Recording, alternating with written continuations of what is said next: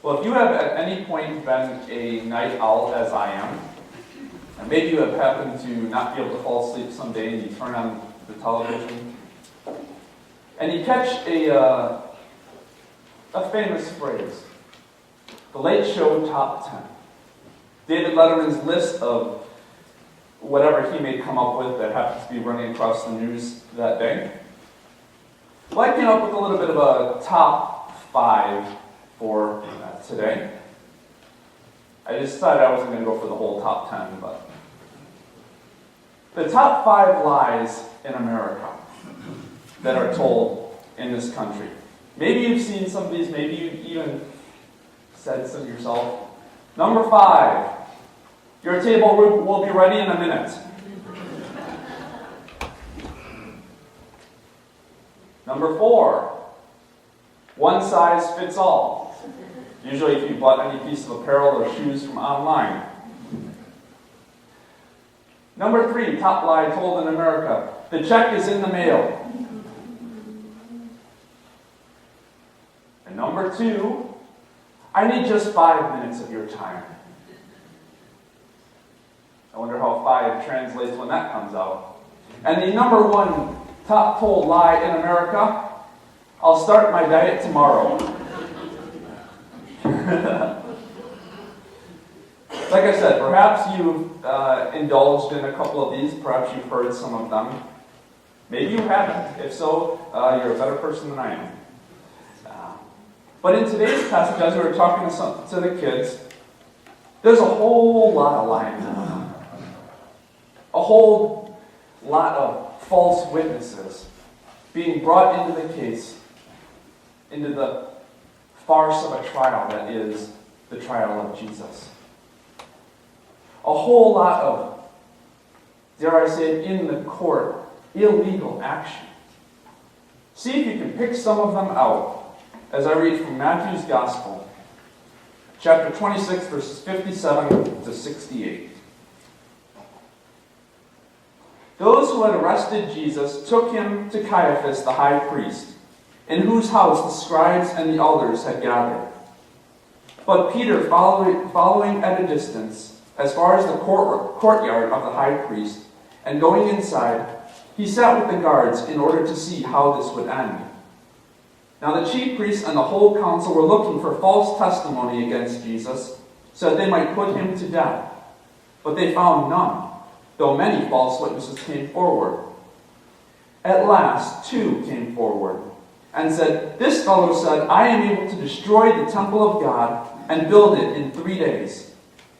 The high priest stood up and said, "Have you no answer?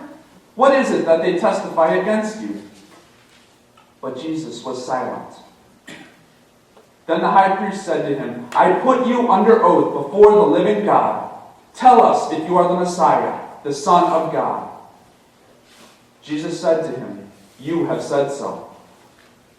But I tell you, from now on, you will see the Son of Man seated at the right hand of power and coming on the clouds of heaven." Then the high priest tore his clothes and said, "He has blasphemed. Why do we need witnesses? You have now heard the blasphemy. What is your verdict?" They answered, "He deserves death." Then they spat in his face and struck him. And some slapped him, saying, "Prophesy to us, Messiah. Who is it that struck you?" This is the word of our Lord. Thanks be to God.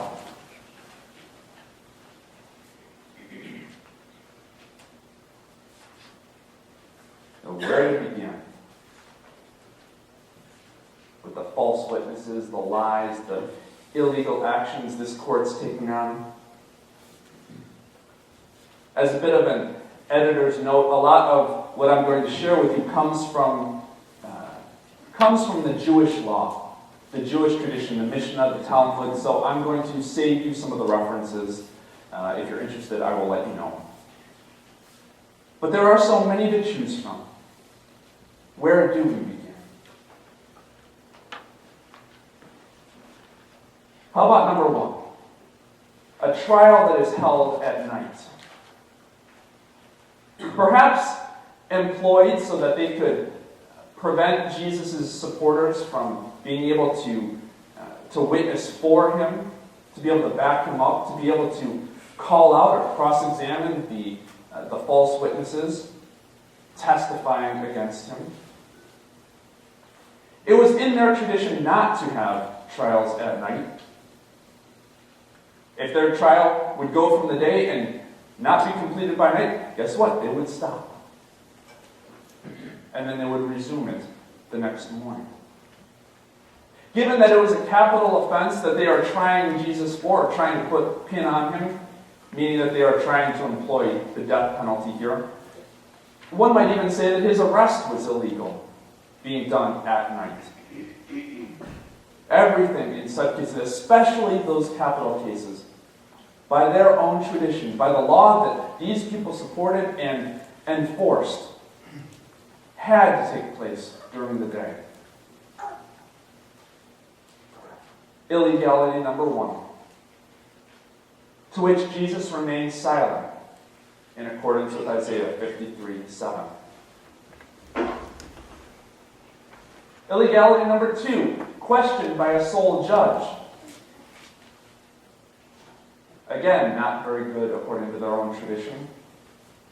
Synoptics say that it was Caiaphas, the synoptics being Matthew, Mark, and Luke.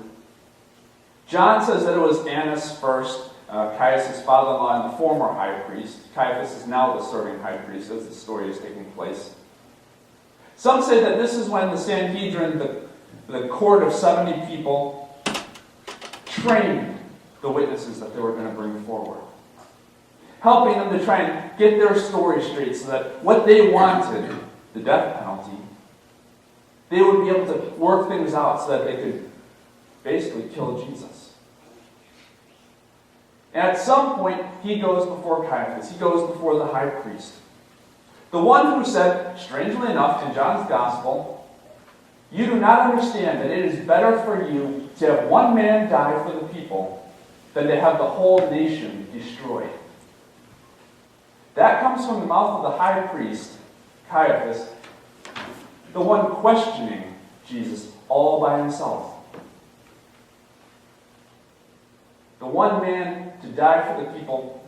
Jesus would be a nice scapegoat, Caiaphas is probably thinking in his head. How interesting to have the sole questioner already desiring his death. Sadly, he wasn't the only one either. Out of Mark's Gospel, now the Passover and the festival of unleavened bread were only 2 days away, and the chief priests and the teachers of the law were scheming to arrest Jesus secretly, illegal, and kill him.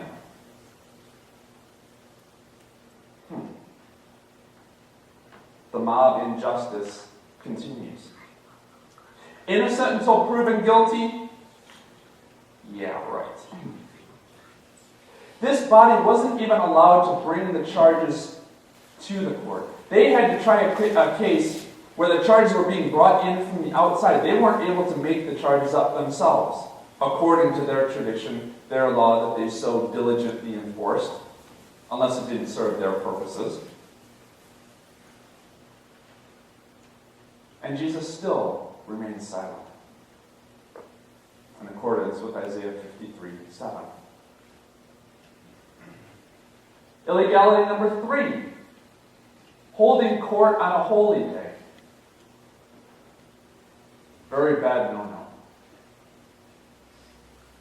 On multiple fronts here, because they are holding court on the eve of the Sabbath, illegal, and they can't hold it during the festival holy days. Now this is coming the day after Passover, where Jesus had the Last Supper with his disciples. But remember, Passover isn't a one-day thing. It's a festival, 7 days long. And each one of those days is considered a holy day. They're on the second day of the fest, it sounds like. Holy day. Not allowed to hold court. They're just breaking their own rules up and down. Now they've got their scapegoat. Now they got their man, illegally as they may have acquired him in the garden. And they're going to do whatever it takes to not lose him. Even though they break their own rules that Jesus was an expert in as well, he still remained silent in accordance with Isaiah 53:7. Have you picked some of these out yet? Here's one you probably did catch on. Illegality number 4. Seeking out false testimony. Said right there in the gospel, multiple times. False witnesses being brought forward. From the very words that are right now, the chief priests and the whole council were looking for false testimony. The whole court, 71 people, and they're all deciding, let's look for false witnesses to be able to put this man to death. Looking for false testimony against Jesus so that they might put him to death, but they found none. Like I said, I'm sure you picked up on the illegality of this one. After bringing the charges forward, which they can't do, now they need somebody to verify them, to be the witnesses that say, yes, this is what happened, this is what Jesus has done, now let's kill him. Make things appear legal to those who may not be so scholarly in the law and the traditions. Even on the one trumped-up charge they come up with, they can't agree. They apparently haven't trained their witnesses very well. Matthew 26:61. This fellow said, I am able to destroy the temple of God and to build it up in 3 days. One witness says, I heard him say this last week. The other witness, the two that were required, the other witness says, I heard him say it 3 years ago. They can't even agree. And here's the real interesting one. I am able to destroy the temple of God and build it in 3 days. But see who knows their Gospels. Is that what Jesus said? You've heard me in the past talk about how people can fall for a half-truth. Is that really what he said? Or is that a half-truth offered up by a false witness? Let's take a look at what he really said side by side. The testimony of the false witness, I am able to destroy the temple of God and build it in 3 days. The real quote out of Jesus' mouth, destroy this temple, and in 3 days I will raise it up. You catch the difference? Let's look at them a little bit more with those differences amplified a bit. I am able to destroy, the witness says. That's what he claims Jesus said, saying, Jesus will destroy the temple of God. But as it really came out of his mouth, while Jesus is flipping over the tables of the money changers, he says, basically, you destroy. It's hidden in the person of the verb. You destroy this temple. While the witness is saying, Jesus said, I will destroy the temple. And to build it up in 3 days, the false witness says, what did Jesus say? In 3 days, I will raise it up. There's a difference between those two words. This is a bit of a graphic about how